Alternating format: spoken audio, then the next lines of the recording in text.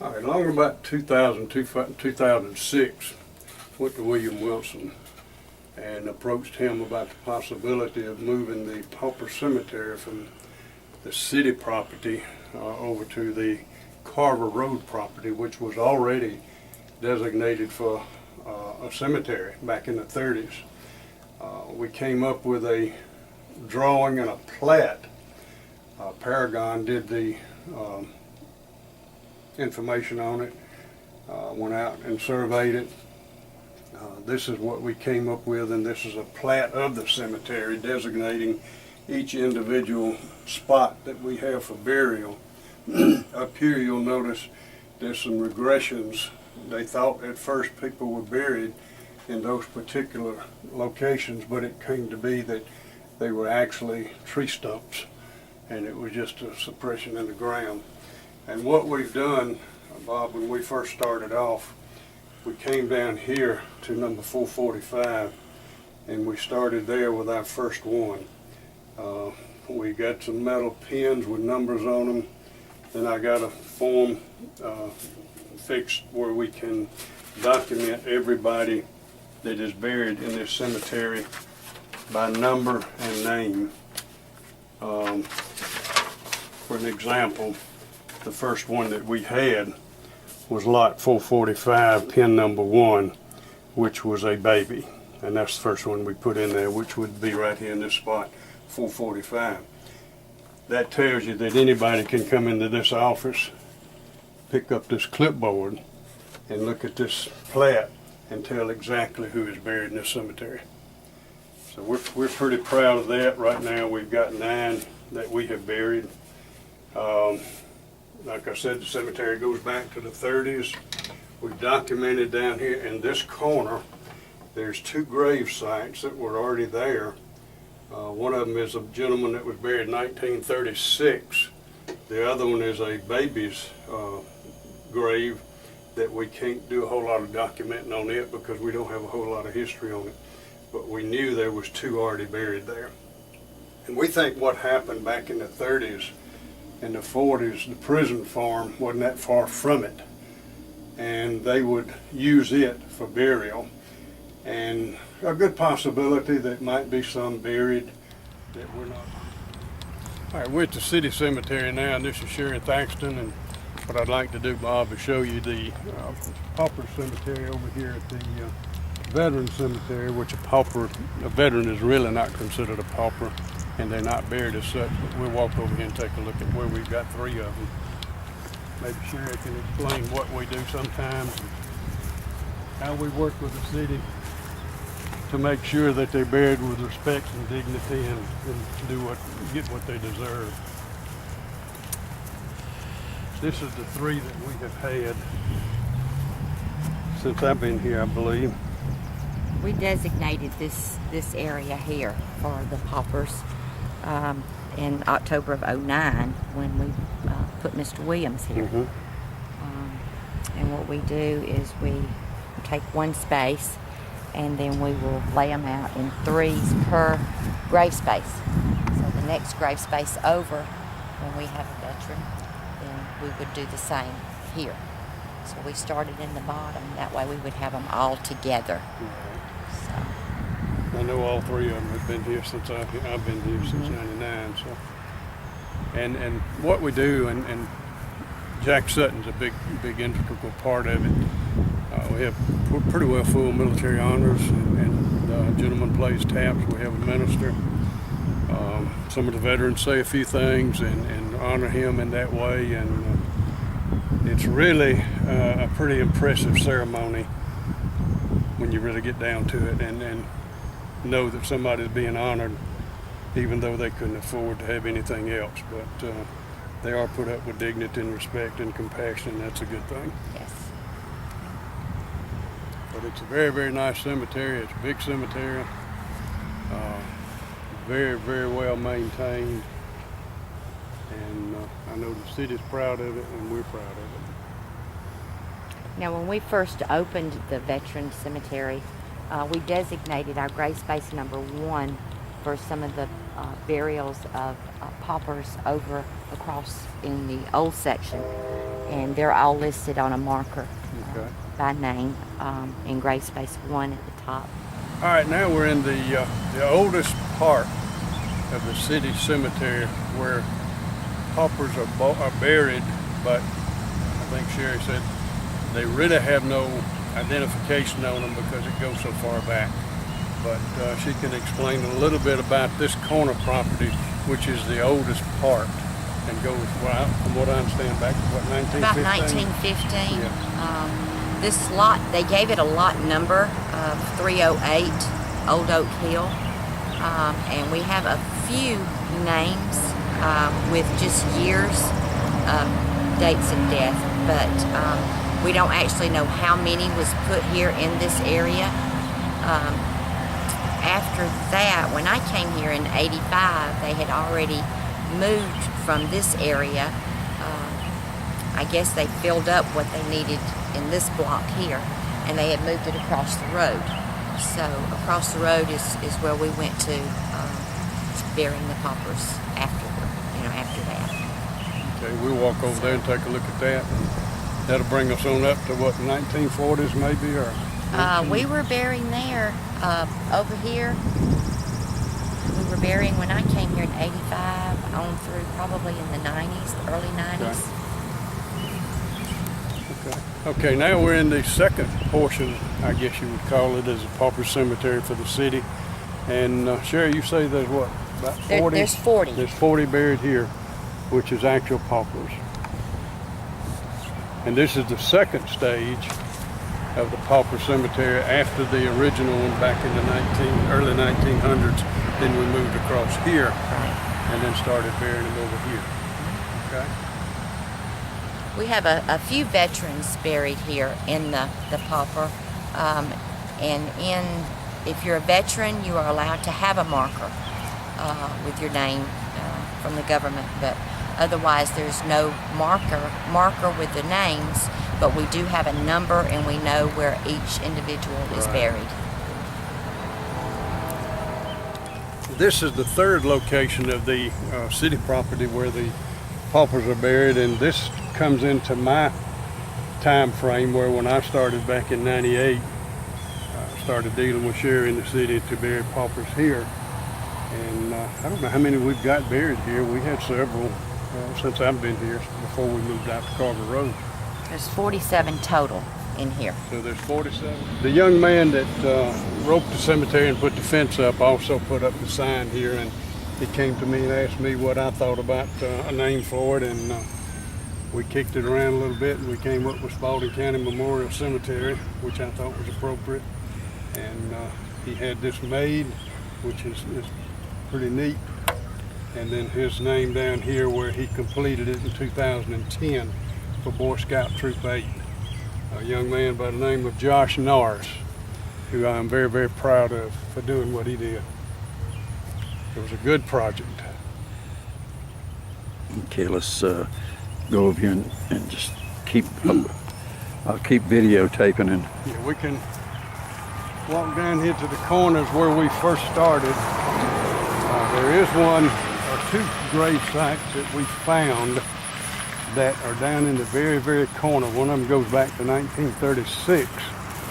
And then I think there's a baby buried that we don't have any identification on, but it's down here in the corner.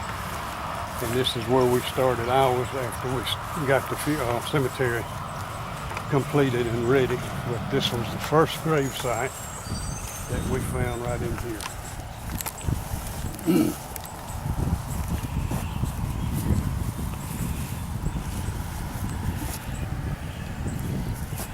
I'm not mistaken, it goes back to 1936. You can't hardly read it, but we looked at it. And this used to be part of the property or used as what they called a county farm, because the prison farm wasn't too far away, and we think maybe that's the way they buried some of them back then that didn't have family or anything of that nature, and they used this particular piece of property. We started off here when we first got it surveyed and platted, and then we started in this corner and we worked this way up with our burials. We have them numbered. You can see over here we've got one here that's number 1, 2, right on up to number 9. Now we do allow them to bring flowers in. We don't allow any headstones, anything of that nature. But we do allow them to have the flowers and come by and pay their respects, which they've done. The trees were furnished by Mr. Walker with Plant the Future. What you see now is about half. They were about half that size when they first planted them, and they've grown quite a bit, and they're going to be beautiful trees. We're very, very proud of them. It's going to make a very beautiful site once it's completed and everything is grown. We do have in this cemetery, I'm sure you're familiar with the cremated remains that we had from one of the funeral homes that we had a little bit of controversy on in town, and we had 17 cremated remains that nobody would claim, and all of them were paid for, all of them were accounted for. We decided to get a 55-gallon drum, airtight, and we dug a grave site and put them all in the grave site in that drum together, whereby if anybody ever decides they want to claim them, then all we have to do is take the top off and unscrew it and go in there and take that particular person out, and their cremated remains goes back to the owners if they want them, but they never did claim them. So they're all buried together. We've got a couple of babies buried here. The last one we've got up there, of course, is Mr. Clark, who we had back on June the 7th, and he was more or less a gentleman that didn't have any next of kin, but I'd like to go into that in a little bit and explain it in detail in regards to his particular case. But I think we've done a good thing, and I'm very, very proud of it, and hopefully in the future it'll be a big help to a lot of people. We walk up here if you want to. These stobs that we used. These stobs, as I showed you in the office, you can look at that number 3 and you can go to office and it'll tell you exactly who's buried in this grave site. City does the same thing basically.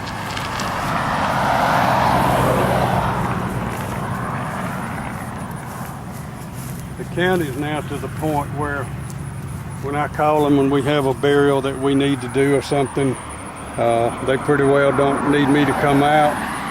He knows exactly, Tim Granger knows exactly what to do and where to do it. And we call him and tell him what we need, and it's done, and we come out and do the rest.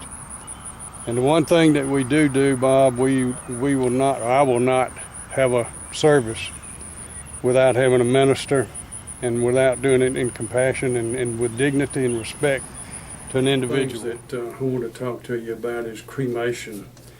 Of course, we talked about the paupers being cremated and not being able to be considered a pauper, but a lot of times, and in the past, cremation was the cheapest way to go as far as taking care of an individual when it concerned a pauper.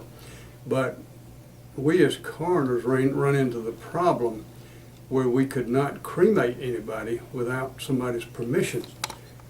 Well, a lot of people wanted to be cremated, but their loved ones didn't more or less want them to be cremated. And so we had to kind of go with the wishes of the family. Little by little, we kept delving into it to try to get the coroner to have more authority to, under certain circumstances, cremate people, whether the family agreed with it or whether they didn't agree with it, due to the circumstances. This year, the House bill, the House passed a law providing that coroners now have the authority and the power to cremate a body without permission. It's not a habit to be done, but it is a situation where if we have to cremate somebody, then I have the authority to do it without somebody's permission. It relieves us of a lot of problems sometimes when somebody needs to be cremated, but somebody doesn't want them to be cremated. Another thing that we have to go through is the possibility of an unclaimed body, and this comes under the paupers. Not everybody is considered a pauper, but on the other hand, let's say that somebody goes to a funeral home and arranges a $5,000, $6,000, $7,000 funeral. All of a sudden they can't pay for it. They're not going to pay for it, and they'll come up and say, well, you know, there's no way we can do it. They can do one or two things. They can walk away from it, or they can make arrangements to pay it. If they would walk away from it, then that would become an unclaimed body that would become the responsibility of the coroner to do what we needed to do to dispose of that body. That is where the cemetery comes in, where we can work with the family and in some way the funeral home and tell them that, you know, for their best interest and to do the right thing, then we will put them in the pauper cemetery, providing the funeral home does their part and we do our part. That way we can help people that get themselves into a bind that they might not have expected. And the economy being what it is now, we're probably going to see more of it. I was in the insurance business for 35 years. I knew one of the first things when times got hard, they dropped the insurance and then they pick it back up. Well, I don't need my insurance right now, I'll get it later. Well, later sometimes comes quicker, and they would wind up passing away and then not having insurance. And not everybody has insurance. Not everybody makes arrangements to be buried or cremated. So we try in this office to work with everybody on an individual basis. And what I do when somebody comes to me, and I have calls every week, the Canada's not in the funeral home business. I'm not in the funeral home business. But I want to work with the families and I want to work with funeral homes to do what's best for the families. And we've been able to do that. I'm pretty proud of that.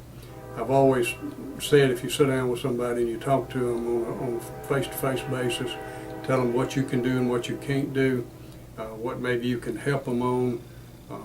Maybe you can get them cremated for less than $500 and they thought it would cost $2,000. But if you sit down with them and talk to them a while, you usually find out something that would help everybody concerned. That way you protect the funeral home, because if the funeral home invests $5,000, $6,000, $7,000 in a casket and all this, then they're going to be hung. They're not going to get that money back. So if we can help them, the coroner sometimes gets stuck with the responsibility, and it's a law that says the coroner has to do it in case of a person dying.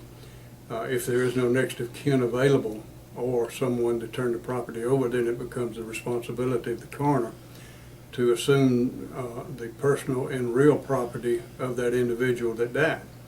I'll use a case that we had June the 7th that you're familiar with. Mr. Clark passed away down in Runaway Lake that had been there a few days, and we went down and found him. As we delved into it, we found that he had bought this piece of property, moved up here from Florida. Nobody knew next of kin. I went to the bank. He had a bank account. No next of kin listed on the bank account. His car was financed.